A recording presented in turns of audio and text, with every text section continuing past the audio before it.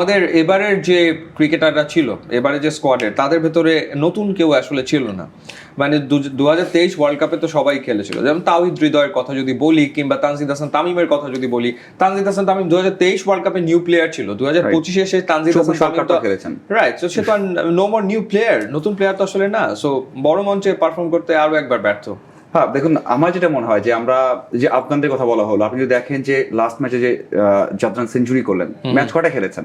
Match খেলেছেন 38টা বা 37টা match খেলেছেন। একই এজের কিন্তু আমাদের জুনিয়র তামিম, একই সময় দুজন খেলেছেন, হয়তো আন্ডার-19 ওয়ার্ল্ড কাপে একই সাথে দুজন খেলেছেন। তো সেই জায়গাতে কেন তারা পারফর্ম করছেন? শুধুমাত্র আমার মনে হয় না যে তুষার ভাই বললেন যে আইপিএল যে তাদেরকে এগিয়ে দিয়েছে তা কিন্তু না। তাদের মেন্টাল টাফনেস এবং তাদের মানে বড় হওয়ার বিষয়টা, তারা কিন্তু অনেক ম্যাচ খেলে, তারা কিন্তু ডোমেস্টিক অনেক ম্যাচ আছে।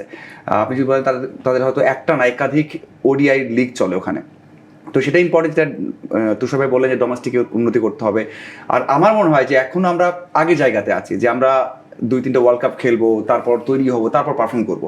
আচ্ছা, ডোমেস্টিকের কথা যখন আসলো, ডোমেস্টিকের প্রসঙ্গে আমি একটু তুষার ভাই থেকে শুনে নেই। মানে আপনি তো ডোমেস্টিকে যখন টানা রান করছিলেন, মানে টানা আপনি সিজনে রান করেই যাচ্ছেন, আপনাকে তো টেস্ট টিমে ডাকেনি ওই সময়টাতে।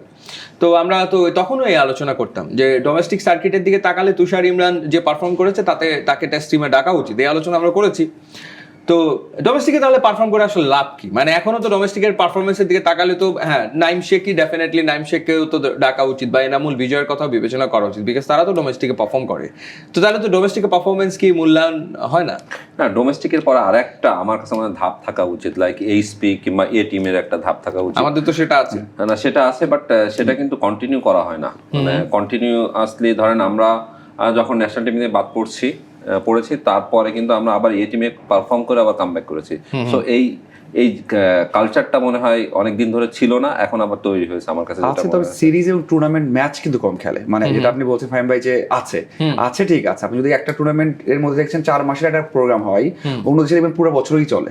হয়তোবা তুষার ভাই এই বিষয়ে বেশি জানবেন, কারণ হচ্ছে আমাদের হচ্ছে এইচপি ক্যাম্প হচ্ছে হয়তো 4 মাসের জন্য বা 3 মাসের জন্য। বাকি সময়টা কি হবে? ওই সময়টা প্লেয়াররা কই যাবে?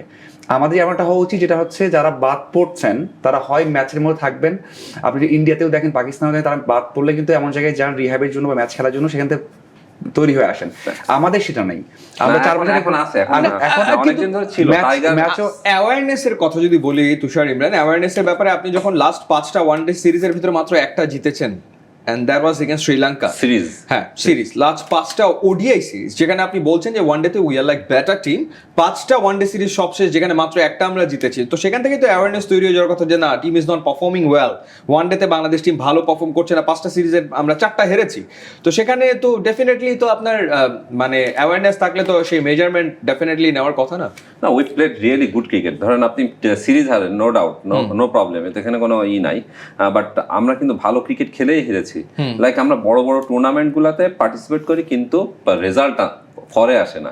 এইখানেই আর কি একটা মানে কথা থেকে যায়, কিন্তু থেকে যায় যে আমরা কেন এত বড় বড় টুর্নামেন্টে পার্টিসিপেট করি কিন্তু রেজাল্ট আমাদের ফরে আসে না।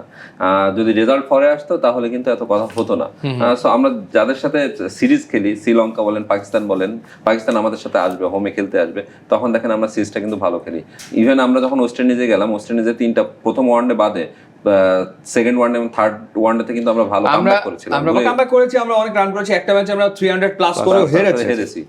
সো রেগুলার কন্টিনিউয়াসলি যদি ভালো ক্রিকেট খেলতে থাকেন, তাহলে আমার কাছে যেটা মনে হয় যে না, একদিন না একদিন এই বড় টুর্নামেন্ট গুলো আমরা রেজাল্ট ফরে আনতে পারবো। সেই একদিন না একদিনের অপেক্ষায় আসলে আমরা আছি, এবং সেই একদিন না একদিনের অপেক্ষায় আমরা বেসিক্যালি বোধহয় 25-26 বছর ধরে আছি। সেই একদিন না একদিন এখনো আসেনি, আমরা আশা করি সেই একদিন না একদিন আসবে।